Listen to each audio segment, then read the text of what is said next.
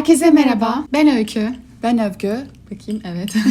Bugünkü bölümümüzde kültürel endüstriler ve global medya akışlarından konuşacağız. Ya da bölümün başlığındaki gibi herkes Türk dizilerini mi izliyor? Bunu konuşacağız. Güncel konulardan konuşacağımız için belki bildiğiniz, belki yeni öğrendiğiniz şeyler olabilir ama çok eğlenceli bir bölüm. Evet. Kısaca kendimizi tanıtalım. İkimiz de doktoralarımızı bitirdik ve bu konularda bir videocast, podcast programına başladık. Madalyonun iki yüzü. Evet.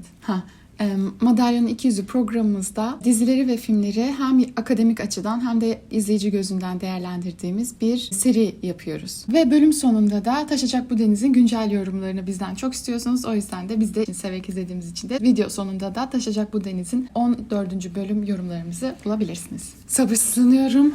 Ay pardon. Çünkü notlarımla geldim. İzlerken not aldım. Neleri söyleyeceğim diye. Çünkü önceki bölümlerde hep söylüyoruz ve söyleyeceğim. Bunu söylemeliydim ya, bu da vardı, çok sevmiştim ya da işte bu vardı, konuşmalıydım diye. Hazırlıklıyım, çok güzel bir yorum geliyor. Güzel, tamam. Bu haftaki konumuz benim için de çok heyecanlı, çok eğlenceli bir konu. Çünkü zaten dizilerden konuşmayı çok seviyoruz ama aslında globalde çok fazla gücü olduğunu görüyoruz ve çoğu insan bunu fark etmiyor. Fark etmek de istemiyor gibi davranıyor. O yüzden bunlardan konuşacağız. Önceki bölümlerimizde biraz bahsetmiştik ya, Türk dizilerine birazcık bakılıyor. İşte ben sadece belgesel, hala o devam ediyor ya da sadece dijitalde yabancı diziler izliyorum var şu anda da bence. Evet. Türk dizileri uzaktan bakılınca biraz fazla büyük, fazla her şeyle fazlaymış gibi geliyor. İşte dramıyla, işte her şeyiyle. Ama iyilerinin içine girdiğiniz zaman aslında sizi çok içine alan ve o dünyada sizi kucaklayan. Aynen öyle. Öyle diziler olabiliyor yani. O yüzden bazılarına şans verirseniz gerçekten kapılıyorsunuz. Evet. Ve başkaları da kapılıyormuş. Mesela hemen konuya girelim. Evet, bence de. En son görmüşsünüzdür, sosyal medyada çok paylaşıldı ama yine de görmediyseniz biz haber verelim. Bradley Cooper katıldığı bir podcast programında Türk dizilerinden bahsediyor ve spesifik olarak da Erkenci Kuş dizisinden bahsediyor. Podcast bu arada Amerika'nın en ünlü podcast programlarından biri. Çok izleyicisi olan bir podcast programında Bradley Cooper annesinin Türk dizilerini çok sevdiğini anlatıyor. Özellikle de Erkenci Kuş'tan bahsediyor. Hatta açıp bir kısmını izliyorlar. Can Yaman'ı gösteriyor, değil mi? O tarafını görmedim ama hem Can Yaman'dan hem de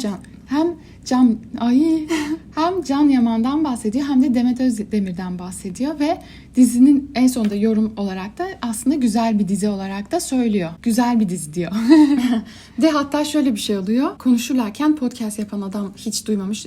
Turkish series mi? Hani neden Türkiye? Hani ilk defa duymuş gibi bir tepki veriyor. Hatta Türkiye'yi ilk defa duymuş gibi bir tepki veriyor. Evet. Ve Bradley Cooper anlattıktan sonra dizinin adını hatırlayamıyor. Neydi? Bird'li bir şeydi falan derken kameranın arkasındaki ekipten biri diziyi söylüyor. Evet. Aslında belki de onlar izlediği, bildiği için söylüyorlar. Bilmiyoruz. Bu şekilde Türk dizileri bence zaten biliniyordu ama ünlü biriyle biraz daha validation oluyor ya, nasıl bir yaparsın bunu? Valide etmek. Desteklenmiş oluyor. Aslında ünlü bir isim tarafından desteklenmiş oluyor. Aynen öyle. Birçok kişiye de tanıtmış oluyor. Tabii bizde Türk basınında da çok aşırı ilgi gördü. İşte Hollywood oyuncuları bizim dizilerimizi seyrediyorlar diye. Hatta şöyle bir şey de diyor. Bradley Cooper'ın annesi diyormuş ki dünyanın en iyi oyuncusu Can Yaman gibi bir şey diyormuş. Gerçekten mi? Orası çok güzel. Şimdi videoyu az önce izlettim. O kısmı yoktu.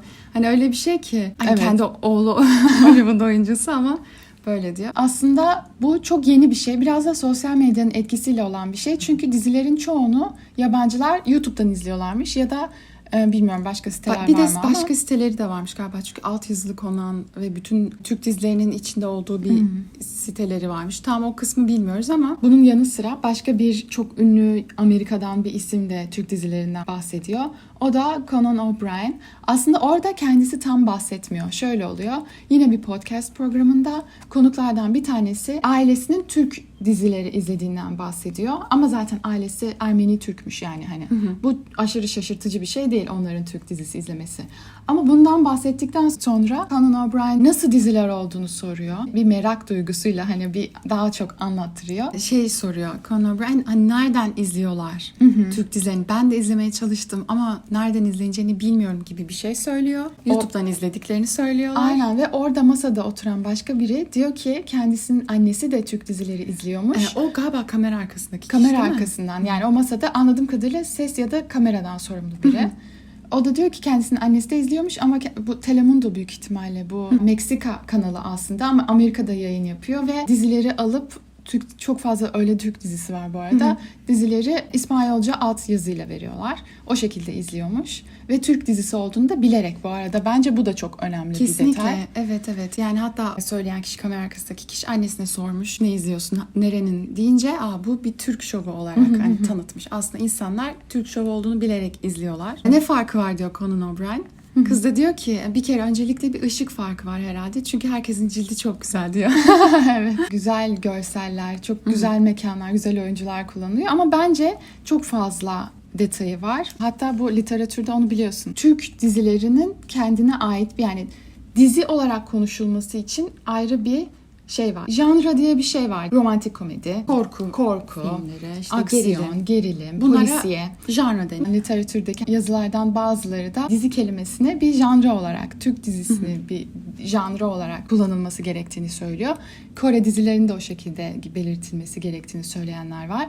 Çünkü çok kendine ait konvansiyonları olan. Yani konvansiyon derken gelenekleri olan. Gelenekleri. Çünkü her janranın kendi gelenekleri vardır. Mesela romantik komedinin de gelenekleri vardır. Hani belli bir aslında matematiği takip ediyor hepsi. Evet. Ama Türk dizileri kendi içinde ayrı bir matematiği var ve diğer janraların mesela bir romantik komedi dizisi bile farklı dinamikleri var. Evet, o yüzden yani Türk dizilerini kendi içinde gruplayabiliriz ancak gibi bir tartışma da var. O yüzden de bence çok ilginç. Türk dizilerinin dünyadaki etkisi arttıkça da tabii ki literatürdeki yansımasını da görüyoruz. Hem de global medya akışı demiştik. Global medya akışı da eskiden bütün içerikler batıdan doğuya olurken ya Hollywood filmleri bizlere akıyordu. Bizlere ya da akarken mesela uzak doğuya akıyordu. Bütün dünyaya akıyordu. Aynen o şekildeyken şimdi doğudan batıya da aktığını görüyoruz. Ya da Türkiye'den mesela Amerika'daki insanları da izlediğini görüyoruz. Avrupa'da zaten Can Yaman'ın bütün bu dizilerinin de görüyorsunuzdur. Evet, İtalya'daydı, şimdi İspanya'ya açıldı. Sadece o değil, aslında çok fazla oyuncumuz da yurt dışında iş yapıyor, yapımcılar da. Yani diziler de çok fazla izleniyor, satışı oluyor, altyazısı oluyor falan filan. Aslında bu konuda daha da fazla konuşabilirim. Mesela, ben söyleyeyim mi bir şey? Tabii ki. Mesela ilginç bence, çok ilginç. Diziler aktarıldığı zaman mesela doğudan batıya, batıdan doğuya farklı yeni bir global medya akışı var dedik. Bu medya akışı sadece onlar o diziyi izliyorlar değil de adaptasyonlar da bunun içine giriyor. Yani mesela bir Kore dizisi Türkiye'de adapte edildiği zaman o da mesela medya akışına giriyor. Ama Türk dizisini olduğu gibi altyazılı izledikleri zaman mesela batıda o da medya akışına giriyor. Tabii çok ilginç geliyor bana. Türk dizileri çok fazla uyarlanmıyor. Olduğu gibi gidiyor. Bence bu çok dikkat edilesi bir şey. Çünkü biz çok fazla dizi uyarlıyoruz. Özellikle Kore'den çok fazla uyarlıyoruz. Ama başka mesela şimdi Dog dizisi de galiba Avrupa'dan bir dizinin uyarlaması. Yani alıp uyarlıyoruz, kendimiz çekiyoruz, kendimiz kültürümüze kendi dizimizin dizi versiyonuna getiriyoruz. Uzunluğuyla, her şeyiyle, bütün detaylarıyla beraber onu bir bütün haline getiriliyor. Ama biz bunu yurt dışına sattığımız zaman dublajlı veya altyazılı olarak satılıyor. Çok nadiren, çok az örneği var yurt dışında yeniden çekilen. Ezel var, Alba hangisiydi? Fatma Gül'ün Suçu Ne var? Birkaç tane var aslında böyle yeniden çekilen diziler. Ama çok fazla değil. Sizce bu neyi gösteriyor? Dizilerin başarılı olduğunu mu gösteriyor? Çok güzel çektiğimizi mi gösteriyor? Yoksa bu sadece bir satış stratejisi mi? Bence sadece dışarının medyasıyla alakalı değil, kendi medyamızla da alakalı. Çünkü biz bir Kore dizisini aldığımız zaman onu yeniden çekip çok iyi hale getirecek, yani onlar kötü diye demiyorum, hani bize uygun hale getirebilecek medya gücümüz, işte görselliği sunabilecek bir ekip var.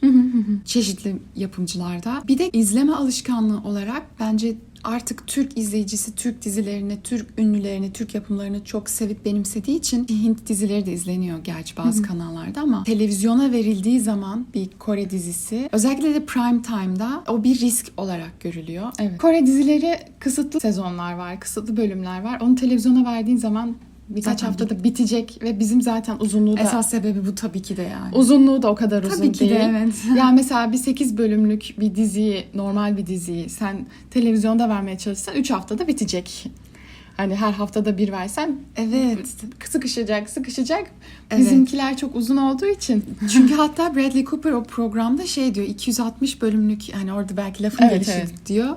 bir dizi diyor Erkenci Kuş için. Mesela bizde 40-50 bölüm galiba.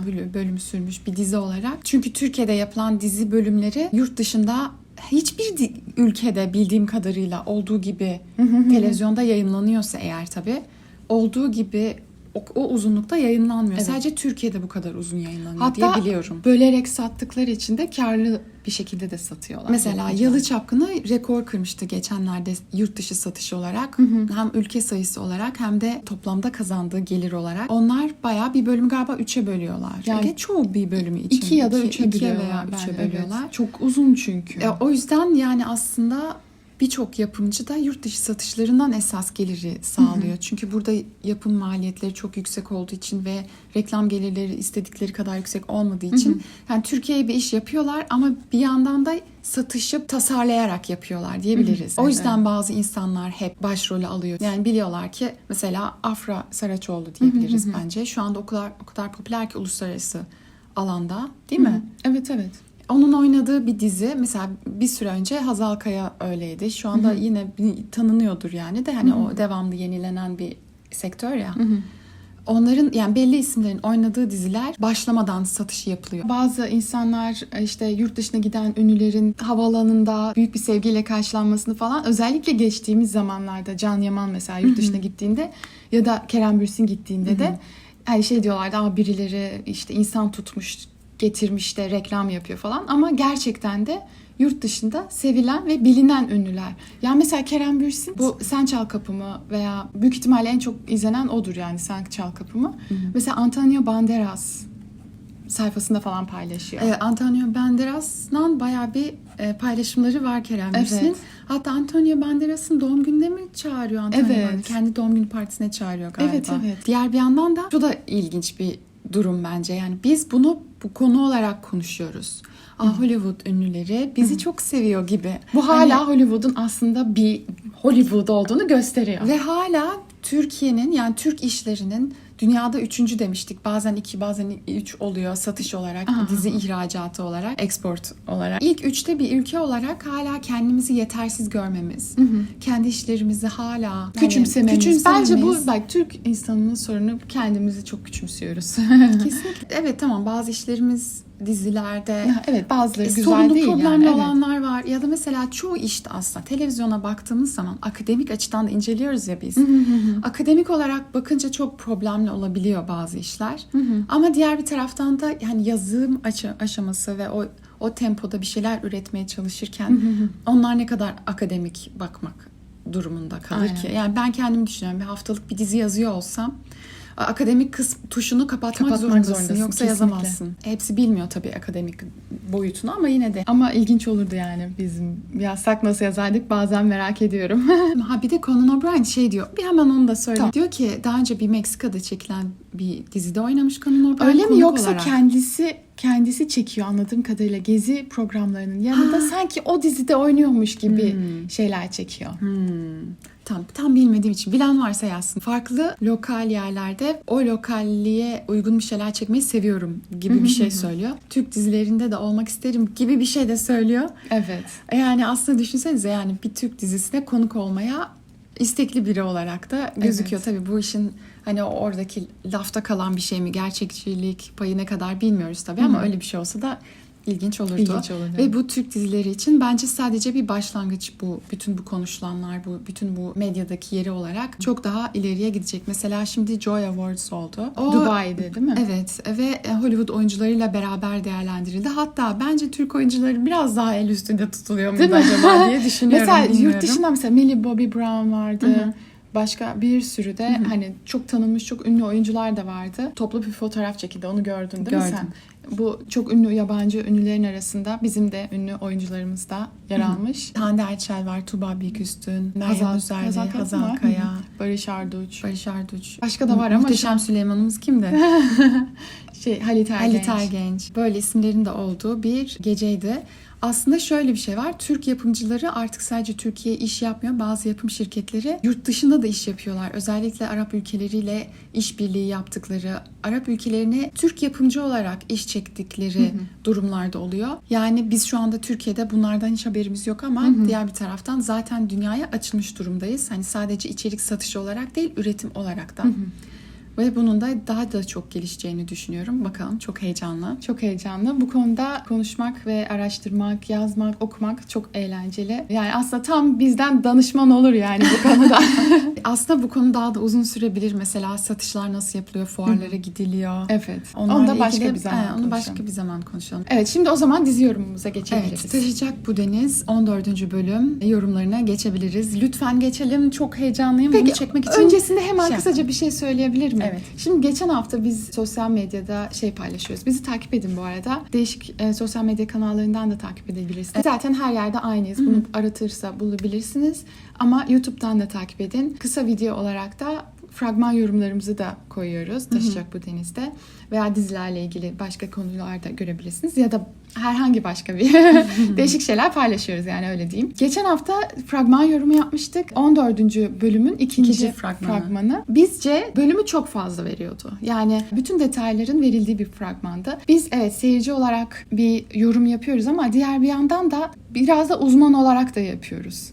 O yüzden de yaptığımız yorumları bu şekilde de değerlendirmenizi istiyoruz siz, yani izleyiciler olarak. Bir fragmanda mesela bence bir dizinin içinde wow factor, yani böyle bir diye şaşırtma şeyi çoksa ve bu dizi bu şekilde biliniyorsa. Evet. Mesela söyle. Heyecanlandım. Tamam sen söyle. Evet. Yani bu şey gibi bir şey. Yani biliniyorsa sen cümleyi tamamla. Tamam, bir dizi bunun için bu şekilde biliniyorsa o zaman fragmanda ne görürse görsün diziyi kendisi izlemek isteyecek. Hatta spoiler almamak için o an izlemek isteyecek. Yani O zaman fragmanda her şeyi vermemek daha akıllıca değil mi? bu şey gibi bir şey. Biz çok fazla şey verildiğini eleştirmiştik. Yani fragmanda her şey veriyor. Yani Melina'nın kurşunu savcıya verdiğini bile gördük. Meslekten men edilecek falan bir sürü şey gördük. Yani bu şey gibi bir şey. Tabii bunlar plot twist değil ama mesela bir önceki bölümde İso'nun amcasının yanındaymış gibi gözüküp sonra aslında değilmişi biz izleyici olarak olduk ve çok heyecanlandık. Çok büyük keyif aldık ya. Onu biz fragmanda görseydik Olmazdı. olmayacaktı. Evet. Bazı şeyleri bence fragmanda görmemeliyiz. Çünkü dizinin bence en güzel taraflarından biri çok fazla bölüm içinde birden fazla plot twist veriyor. Bütün onları da fragmanda harcamamak lazım diye düşünüyorum. ben de öyle düşünüyorum. Yani mesela orucun vurulduğunu versinler, tamam, sorun değil. Evet, onu versinler. Ama mesela Melina'nın geleceğini vermesin. Evet, oruç nasıl kurtulacak diye merak ederek izleyelim. Ya da mesela Melina'nın kurşunu verdiğini vermesin, Eleni'nin tutuklandığını vermesin. Her şey verdiler yani. Evet. O konuda eleştirmiştik. Evet, ama şimdi bu bölümün, yani 15. bölümün fragmanlarında çok fazla bir şey verilmiyormuş gibi hissettim. Daha çok hoşuma gitti. Daha çok merak ettim. Kesinlikle. Bu şey gibi. Eğer izliyorduysanız Maraşlı dizisinde bunu yapıyorlardı ve sinirim çok bozuluyordu. Evet. İzliyorduysanız Maraşlı da bu çok gizemlerin olduğu, orada da çok plot twistlerin olduğu bir böyle diziydi. çok şaşırtan ve böyle çok heyecanın yüksek olduğu bir Birinci diziydi. bölüm özellikle bence çok iyi bir birinci bölümdü. Sonrasında da hep o gerginlik, o merak duygusu çok yüksekti. Ve sonra çok önemli bir konuyu fragmanda veriyorlardı. Allah'ım, Ben o kadar böyle dedim, sinir ya, olmuştum ki. aynen, mesela ben de. o daha büyük bir şeydi. Bizim Evet. izlediğimiz bu fragmanlarda verilen neyse bir şey O değil. direkt- Onlar bölümlük. O dizi için çok önemli bir şey. Maraşlı'daki değil mi? Evet. Maraşlı'da verdiği Söylemeyeceğim. şey o kadar olduğunu. önemli ki, yani dizinin temel kurgularından bir tanesini fragmanda verdi bilgiyi. Olacak şey mi? Çok Biz de ya sinir oraya gitmesin diye söylüyoruz böyle. Fragmanlar önemli. Kesinlikle. Reytingi tutmak için de, daha çok seyirci almak için de önemli. Evet, bazı yorumlarda da şey dedi. Evet, reyting Dolu için. dolu bir bölümdü gerçekten. Onu göstermek için fragmanı Ama işte böyle yapmışlar. ya şu an Taşacak Bu Deniz'in buna ihtiyacı yok. Ben öyle düşünüyorum. ben de öyle düşünüyorum kesinlikle. O yüzden ben 15. bölüm fragmanlarını daha çok beğendim. Evet. Evet. Şimdi Hemen hemen 14. 14. bölüme. bölüme çok uzatmadan. Çünkü söyleyeceğim çok şey var. Hepsini söyleyemeyebilirim. Söyle. Kolayca not aldım. Bir en çok benim sevdiğim sahne 14. bölümde 3 anne sahnesi. Evet, Bence evet. çok güzeldi. Bence komikti bir yandan. Diğer yandan da ilginçti de. Yani tabii ki de ispat sahnelerine geleceğim yani oradan önce. Ama bunu öncelikli olarak yazdım. Oradaki müzik çok etkileyiciydi diye yazmışım. Şu an hatırlamıyorum ama. 3 annenin hani gerçek anne, büyüten anne ve yalan Yalan. anne var ya, oradaki o bir de şeyin de lafı da, o da sosyal medyada da döndü. Esme'nin sözü, Melina'ya diyor sen çocuğumu elimden alansın. Sen sonra hesabını soracağım yılansın. Ben gerçek annesiyim diyor. Oradaki o üçlü, o dinamik çok ilginç ve çünkü Evet. gerçekten sadece üçü biliyor ve başka kimse bilmiyor. Yani hani Evet, bilen var bilen yani. var, evet. Ama, Ama bilen kişi orada sedyede yatıyor, ameliyat olacak mesela. Evet, Hani. evet. Ama hani diğer mesela gerçek kız bilmiyor. O bilinmezlik ve o üçlü dinamik bence çok iyiydi. İso Fadime Çok iyiydi bence de. bir de böyle bölüm tamamen öyle başlıyor ya. İso ve Fadime'nin hikayesiyle başlıyoruz. O ikisinin bence atışmaları çok iyi ve çok sempatik yani. Eminim yazması çok keyiflidir. Yazması da çok keyifli. Bence ikisi de çok keyif alarak oynuyor. Yani Erdem Şanlı da Zeynep Atılgan da çok tatlı oynuyorlar bence. Çok iyi yapıyorlar. Bence 14. bölüm onların bölümüydü. Başarılı sahneleri vardı. Fanlığı besleyecek, isfadı besleyecek, hikayeyi de besleyecek şekilde. Ve tabii ki de bu ellerinin koparıldığı an. Hangisi ya? Hatırlamıyor musun? Hayır. Ne? Bence çok güzel. Hani bu köprüye geliyorlar. Tabii ki de niye köprüye geliyorlar? 1. bölümümüzü izlediyseniz biliyorsunuzdur. Mekan konusunu konuşmuştuk. Köprü aslında fırtınalar ve koçerilerin arasındaki köprü. Yani hem mecazi anlamda bir köprü orası, hem de gerçek anlamda bir köprü. Bütün çatışmaların ve o yüzleşmelerin olduğu yerde o köprüde. O yüzden orası da tesadüf değil. Orada kızı ayırıyorlar ya, böyle bir evlilik olamaz diye. Kızı çekiyorlar. O da hayır falan diye. İkisinin eli bu şekilde oluyor. Sen onu nasıl Görmedim ya. ya? Of, görmüşümdür de hani bence o heyecandan önemini fark etmemiş olabilirim. Çünkü bence kaçırmış Ya olamazsın. izliyordum yani. Hiç direkt izliyordum. Çünkü Yalı Çapkın'da da böyle bir Evet, sahne o yüzden vardı. böyle deyince aklıma direkt Yalı Çapkını geldi. O da çok bence etkileyiciydi. Özellikle bence fanlığı çok besleyen şeyler Evet, bunlar. bir Yani. arada olmalarını engelliyorsun. Ama tabii şöyle bir şey var. Yalı Çapkın'ın da birbirlerinden ayrılmak istemiyorlardı. Burada hani daha o aşkın içinde değiller. Sadece mantıkları ve hani ailelerini korumak istemeleri için bir aradalar. Ama yine de içten içe birbirlerini, şu an aşk seviyesinde olmasalar da böyle bir şey olsun istemiyorlar. Bir kıyamıyorlar. Evet, evet. Yani ayrıldıkları zaman mesela Fadime bilmiyor İso'ya ne yapacaklarını. Çünkü daha önce korkunç şeyler de yaptı Adil'de. Evet. Ya da kıza ne yapacaklarını bilmiyor. Gerçi İso çok korkmaz. Fadime kendi başının çaresine bakar ama. Ama şey çok güzeldi. Hem karım demesi bence çok komik. Yani canım sırf karım. biraz gıcık etmek için yapıyor. Özellikle Çok güzeldi, bu evet. Eyüphan'a falan da. Bir de Adil'e abi demesi de bence. Kesinlikle. Çünkü o kadar beklemiyoruz ki İso'dan böyle bir şeyi. Onu öyle duymak bizim de kulağımızda sanki yankılanıyormuş gibi hissediyorum. Evet. Oralar çok iyiydi ama bence çatışma sahnesi çok uzundu köprüdeki. Yani tamam çok heyecanlıydı ama fazla uzundu. Çok fazla fazla yani çatışma. Evet. Ama yani böyle şey oldu. Ne zaman mermileri bitecek acaba? Biraz şey gibi ama bekledim. birden tek kurşundan tak diye Oruç vurulmadı. Hani anladın mı? Oruç bir şekilde kendince bir şeyi artık bu çok uzadı deyip çözmeye çalışırken vuruldu. Biraz onun içinde uzamış gibi geldi. Hani Oruç arkadan dolaşıp Orada Behçet'i... vurulmuştu. Vurulmuş halde yaptı bütün onları. İşte ama normalde çatışma biraz sürmüştü. Arkada saklanıyordu herkes. Evet, Oruç bitirmiş oldu. Ben Yani açıkçası o çatışmayı Adil bitirecek zannettim. Ben bekliyorum ki hadi Adil gel de artık şunları bir durdur diye. Ama Adil de öyle biri değil aslında. Şey yazmış. İso'yu neden bu kadar dövdü ki Adil diye. Evet, çok dövdü bence. O kadarı da yani. Evet. Adil'i seviyorum, Ama- sevmek istiyorum. Adil çok Ben Adil'i çok haşin seviyorum. ve çok kaba ve çok böyle... Ama şöyle bak. Çok yani... Sen şimdi her şeyi bilerek söylüyorsun. Adil o anda Fadime nasıl böyle bir şey kabul etti? Bir şey mi yaptılar? Tehdit mi ettiler gibi bir şeyden hani Fadime söyleyemiyor mu gibi bir duyguyla yaklaşıyor. O korku, o telaşla yaklaşıyor. O bilmemeyle yaklaşıyor. İnanamıyor yani. Çünkü Fadime gerçekten de çok karşıydı ya. Ne oldu da bir anda kabul etti evlenmeyi diye. Onun bir şeyi var. Sonra şöyle bir not almışım. Bunu izlerken fark ettim. Tam bir ispat bölümü diye başladık. Çok güzel isfatçılar yaşadı falan diye. Ben de isfatçı oluyorum galiba falan. Yani İso Fadime izliyoruz falan. Sonra Elena Oruç sahneleri de çok güzel geldi bence. Evet. Akademik kısımdan bakmıyoruz. Bu yorumlar seyirci gözüyle ve senelerdir izlediğimiz Türk dizileri ve hangi dinamikler işliyor gözüyle bakıyoruz. Biz çok seviyoruz Türk dizilerini izlemeyi. Hani evet, hatalar olabilir. Tabii ki de var da yani yok değil. Her dizide de oluyor.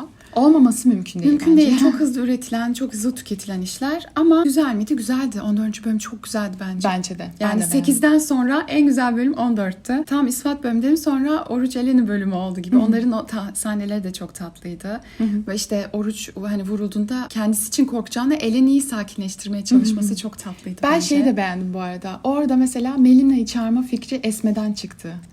Esme hani kendi en sevmediği insanlardan biri aslında Melina. Ama o kurtulsun diye Oruç, sevdiği bir tekrar insan işin içine kurtulsun sokuyor. diye onu tekrar işin içine sokup olabilecekleri göze alıyor. Ki nitekim zaten Melina orada bu bir fırsattır diyerek de kurşunu alıp bir şekilde bir olaylar çeviriyor. Ben Melina'yı seviyorum bu arada. Yani şey olarak izlemesi, o kısmı izlemesi de keyifli. Yani o olmasaydı eksik olurdu hikaye bence. Evet. Mesela Eleni'nin geçmişteki o çocukluğunu görmemiz de Evet, o açısından saklanmaç da- hikayesi. Bir yandan da şey ikna ediyor bizi. Eleni niye burada böyle bir yerde yaşamak istiyor? Evet, diyor, o sevgiye ikna ediyor. muhtaç diye görüyoruz. Oruç ve Eleni arasındaki ne? Bütün sahneler neredeyse yani hepsinde yoktur herhalde de neredeyse bütün bölümlerde o şeyi görüyoruz. Ne diyor? Öbürü de ne diyor. Ha. Fark etmiş miydin? Bunu fark ettiniz mi bilmiyorum. Bu çok aralarında geçen böyle bir atışma gibi oldu. Daha önce de yapmışlardı birçok kez. Adil Esme'yi nasıl kovdu diye sinirlenmişim, buradan not düşmüşüm. Evet, Adil Esme yine çok kötü davranıyor. Tamam, o Şerif'in yanına gitmesine kızıyor. Onu anlıyorum ama Ama o da sonuçta Adil'i kurtarmak için gidiyor. yani Ama o da işte ona bir şey olur diye korkuyor. Onların da dinamiği çok zor. Onlar da gerçekten zor yaşıyorlar yani. evet, işte ondan sonra da dedim ki Oruç Eleni işte İso Fadime'ydi, Oruç Eleni şimdi de Adil Esme bölümü mü oldu dediğim yerler oldu. Pazardaki Sevcan ve Emine'nin sahnesi, satış yapmaya çalışıyorlar, sonra Hıdır'la barışıyor. Oradan sonra dedim ki ya Sevcan'ın olacak ya. Yani çünkü Sevcan hikayesi bitemez burada. Evet. Sevcan'ı daha fazla izlemeliyiz. Evet. Çünkü bence o da çok hikayeyi besliyor ve yakışıyor da diye düşünüyorum. Ne olacak falan derken Behçet'le mi? Behçet ona tamam. sardı. Evet. Bence çok kötü. Çok korkunç. Çok Yani korkunç. evet, tamam, Sevcan da çok kötü bir karakter ama Behçet tüylerim diken diken oluyor. Gerçekten çok Ama korkunç işte bir Sevcan şey. da çok kötü. Bence Korkunç. çok ilginç olacak izlemek. Ama Ben merak ediyorum. Çok ilginç olmuş. Yani bir de şöyle çok ilginç olmuş. Şimdi aslında onu biraz annelerinin çıkması kısmında neden ki aslında bunları görebilirdik diye bir önceki bölümde konuşmuştuk. Ama şu anda Bu da yeni bir kapı açmış, Evet, değil mi? yeni bir kapı açtı ve aslında Emine Hıdır'la barışmak zorunda kaldı. Çünkü kalacak yeri yok Ve çocukla. şeye şaşırdık. Biz böyle evet Hıdır'dan Behçet kardeşti ya falan olduk. Öyle değil mi? Ben Öyle. yanlış anlamadım. Öyle. Onu o kadar unutmuşuz. Kafamızda o kadar ayrı tutmuşuz ki. Evet, ve o eve geldiklerinde ben çok şaşırdım ve o çok yeni bir İşler şey karışıyor. başlıyor oldum. İre'nin varlığını sevmeye başladım demiş. Bunu konuşmamış mıydım? Çok erkek ağırlıklı bir Evet, onu söylemiştin. ev olduğu için İlve'nin o hani kadın olarak orada var olması güzel bence. Ama İlve'nin oğlu yok oldu bir anda. Evet, ondan oldu. İso ve Fadime'nin ayrı ayrı olduklarında bile o hikayeleri çok güzel aktı bence. Ya şey çok Ve iyiydi. çok güzel rol yapıyorlar bence. Evet. Yani herkes, bu arada çok özür dilerim. Sen söyle. Herkes çok iyi Evet, rol evet, yaptı bence bence. de çok yani iyiydi. çok oyunculuklarda bak şu da yapamadı ya dediğim kimse yok. Yok, aynen. Bence de. o da seyir zevkini yükseltiyor. Fadime ile Adil'in yüzleşmesinde Fadime ağlıyor ya, ben bile bilmiyorum anlamadım deyip ağlıyordu ya. O çok kadar iyiydi. gerçekti ki. Evet. O çok güzeldi Çok bence güzeldi. orası. Bir de arabada Fadime böyle Adil'in Adil'in koluna sokuluyor. sarılıyor ya, orası da çok tatlıydı. Ben Adil ve Fadime'nin ilişkisini çok Evet, tatlı ben de. buluyorum. Ben de. Ve de geçmişe de gittiler. İlk defa bir dizide birden fazla çifti tutuyorum. Genel Yani tek bir çift olur. Diğer çiftler biraz daha ona hizmet zayıf ederler. kalır. Yani mesela Yalı Çapkın öyleydi. Hep Yalı Çapkın'ı anlatıyorum ama Evet, Yalı çünkü Çapkın'ın da yakın zamanda izlediğimiz o da. evet, ama bak mesela Uzak Şehir'de de çok fazla çift var. Ama daha ben hala başrol çiftçiyim. Yani daha öbür çiftlere çok fazla veremedim kendimi ki biz daha 12. bölümdeyiz. Hala 12. Evet bölümdeyiz yani, ama. evet yani mesela orada ben Kaya'yla Zerrin olsun, ne kadar da seviyorlar birbirlerine Demiyorum. demiyorum. Sadece ne çektiler oluyor. Ya da Nare ile Şahin'in aşkı için hadi olsunlar birbirlerini çok seviyorlar diyemiyorum, 12. bölümdeyiz. Onlar için de hayat zor diyorum yani. Aynen, çok çektiler diyoruz. Aslında Ayya'yla Cihan için de olsunlar demiyorum. Doğru. Çok yavaş ilerliyor. Burada daha bir tutkuyu daha çok yüksek Evet. görüyoruz. İyi kötü anlamında da söylemiyorum. Tempoları çok farklı iki dizinin. Dolu dolu bir bölümde. Her şey vardı. Güldük, ağladık. Bir de şunu beğendim. Ne kadar evet o seviyeye herkes artık yatıyor ve artık en tehlikeli ameliyatlarda bile orada hemen kurtuluyorlar. Oralar biraz şey. Tabii ki de kurtulmasalar mıydı? İyi ki de kurtuluyorlar. Bir yandan da neyse ki yani çok ajite edilmedi Oruç'un bu vurulması da. Bazı dizilerde olur ya hastane kapılarında fenalıklar geçirler. evet. Öyle olmamasını sevdim. Çabuk ilerledik ve bu konuyu kapattık gibi oldu. Çok ajite olmadan. Oruç'un bile orada o drama düşmeden hani komiklikler yapması, hani şey yapması oralar bence daha iyiydi. Övgü şey diyordu. Gizem'in Cerif'in yanına gelmesi çok saçma değil miydi? Bence çok gereksizdi. Aksini düşünen var mı? Ama ben de şöyle düşünüyorum. Gereksiz gibi görünüyordu ama onları da karakter olarak ben her şeye karşı çıkıyorum senin dediğin gibi hissettim ama. Ya orada aslında gelme sebepleri Amirum dayıyla beraber istemeye gelin haberini vermekti. Gezep de gitmişken canının istediğini yaptı gibi Çünkü bir şey. o da öyle biri o da zaten. durup da orada evet gelin deyip de çıkacak bir insan ya da dışarıda arabada bekleyecek bir insan değil yani. Gidecek orada bir olay çıkaracak. O da doğru. O açıdan da tutarlı olmuş. Bıçak döven Adil sahnesi yakışmıştı. Evet. Hem görsel olarak da çok güzeldi hem de sen orada notunu okudun. O bir metafor mu acaba? Çünkü Adil'in o öfkesi, hor ateş olmuş bir o bıçak bir şey yapıyor. hazırlığında. Siz ne düşünüyorsunuz? Sizin en sevdiğiniz kısım neydi bu bölümde? Duymak isterim yani. Bence çok güzel bir bölümdü. Bir de şeyi merak ediyorum. Baştan beri sizce en güzel bölüm hangisiydi? Evet, favori övgü için bölümünüz var mı? 8'di. Bence evet 14 iyiydi. Bayağı İyi bir bölümdü. iyiydi. Ama şey isterdim işte şaşırarak izlemek isterdim. Ama bence Evet. 15'te biraz daha şaşırabilecekmişiz gibi geliyor. Yani daha az vermişler fragmanda. Hadi bakalım. Duymuşlar olabilirler sesimizi. Müzikler çok güzel gerçekten. Ben de evet, o çok müziklerin seviyorum. duyguyu çok yükseltiyor. Diziyi izledim gece boyunca şu bir tane ninni gibi var ya. Evet benim de öyle oldu. Sabaha kadar kafamda çaldı çok güzel. Geçen bölümde bu bölümde değil de ondan önce. Bu bölümde de çaldı. Bu bölümde çaldı ama nerede çaldığını tam hatırlamam. Geçen bölümde bu Oruç'la Eleni konuşurken, nefret hakkında konuşurken ve dinler hakkında konuşurken arkada çalan müzikti. Evet. Bence o çok güzel. Çok yakışıyor Oruç'la Eleni'nin sahnesine. O masumiyet, o tatlılığa. Neyse evet. Heyecandan konuşacaktım ama artık neyse. Heyecan da böyle arabada arkaya bakıp onlara bir evet. seviyorsun diye gülüyor ya.